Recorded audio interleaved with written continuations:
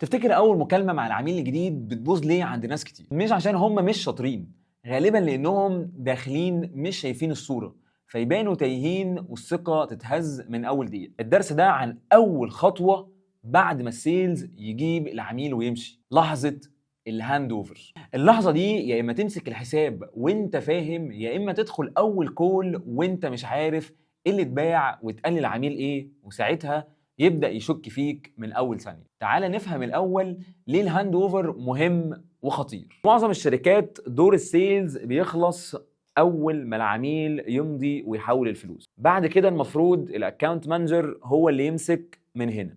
لو ما حصلش هاند اوفر محترم بيحصل الآتي: أنت تدخل أول ميتنج مع العميل وأنت مش شايف الصورة كاملة، العميل يحس إنك مش على نفس الصفحة اللي كان عليها مع السيلز، فتبدأ أسئلة الشك: هو انا اتضحك عليا؟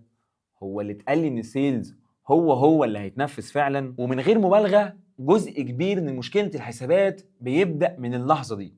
وعشان كده هدف الهاند اوفر مش خد يا باشا العميل ده والايميل ده، الهدف الحقيقي هو خد كل اللي في دماغ السيلز عن الصفقه عشان ما تخسرش الثقه اللي هو بناها مع العميل. طيب عشان تعمل هاند اوفر محترم اعتبر انك بتعمل انترفيو للسيلز، والمعلومات اللي محتاجها هتتقسم ل5 مجموعات.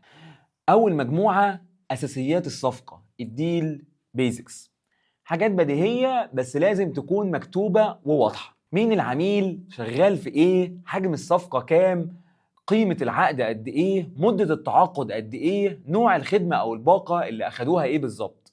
تاني مجموعة التوقعات والوعود، وده أهم جزء وأخطر جزء.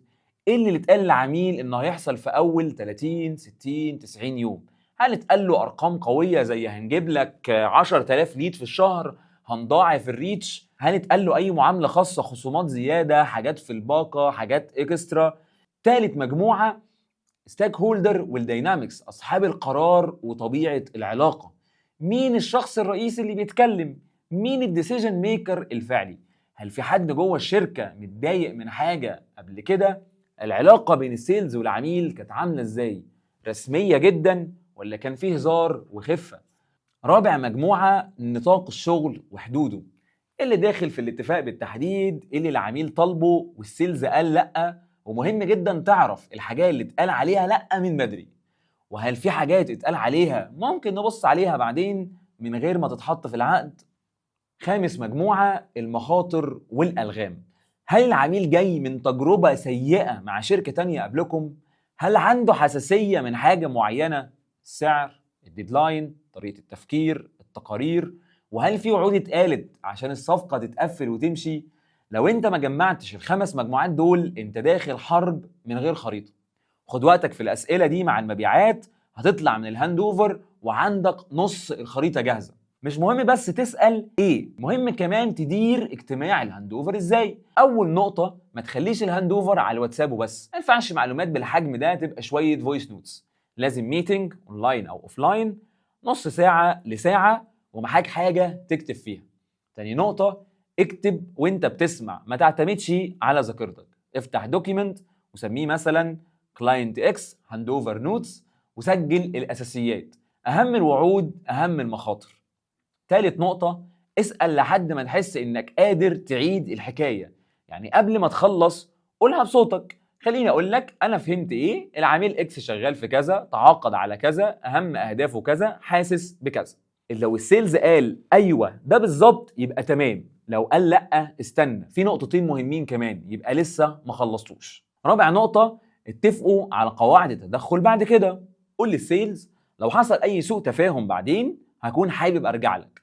ده بيخلي السيلز شريكك وبيمنع ان الكوره تترمي ما بينك وبينه بعد كده. خليني كمان احذرك من شويه اخطاء مهمه جدا بتحصل في الهاند اوفر. اول خطا، تستلم الحساب من غير ما تطلب هاند اوفر اصلا.